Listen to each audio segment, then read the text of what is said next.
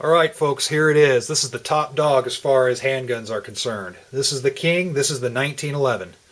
This particular 1911 is a Remington R1.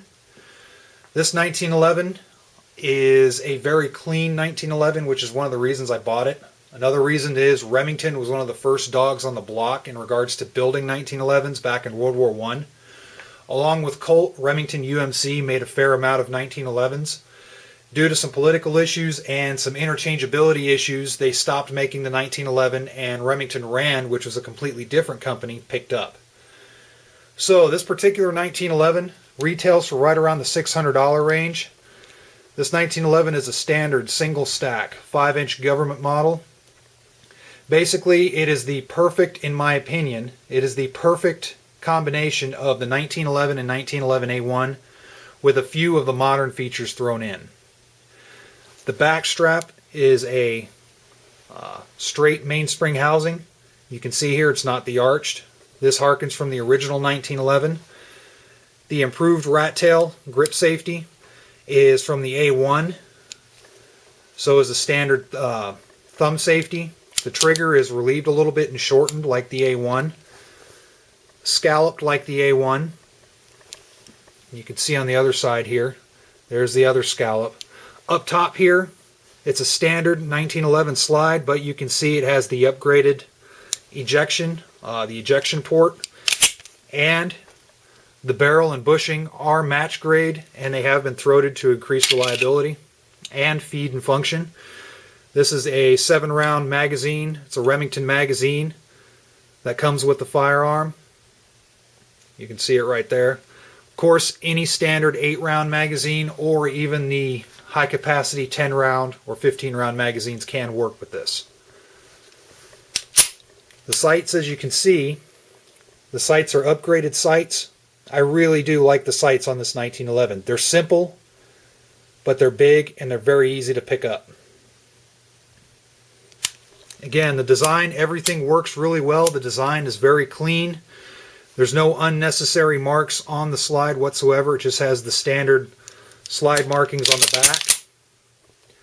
A lot of 1911s have the front grips for, doing your chamber checks and whatnot. This does not have, which I like. Trigger pull is nice and crisp. You can see has a chromed out trigger that kind of matches well with the chromed out barrel and bushing. Fit is really exceptional. This is a $600 gun. I think for $600, the quality of this 1911 is excellent. And for those that prefer more of the modern 1911, you can get something like this for $600. Change out your grip safety, hammer, thumb safety, and maybe your grips. And you can have a handgun that's equal or even better than Kimber grade. Another thing I also forgot to mention, as you can see, the mag well has been cut to allow ease of insertion for magazines. Magazines drop free, no problem. All of the functions are nice and tight on this pistol, and I look forward to making a shooting vid with this here in the near future. The folks at www.bulkammo.com sent me some 230 grain hollow points. It was the Remington Golden Sabers that I look forward to run through this particular 1911 to see how it does. So I hope to have that video up in the near future. So again, in my opinion, the Remington R1 I think is one of the better 1911s on the market, just because it's no frills, it's priced well. There have been a few issues in the past with some machining marks on the frame of the Remingtons, so look out for that if you happen to be deciding to purchase one. But I think they've went through and solved that problem. There's been some people that took it back due to some problems. There was a couple problems with the dust cover here. The machining marks weren't too well ground out inside, so it would cause wear marks right here on the slide. That was some issues they had at first, but from what I understand, that's been ironed out.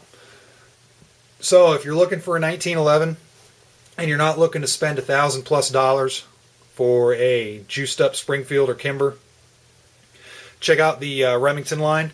They have a couple different models that are a little bit more jazzed up than this. This is their basic model, so go on their website and check it out if you wish. Again, if you want, all you have to do is get this model, and you can always get the safety hammer, thumb safety, and you can kind of upgrade it from there.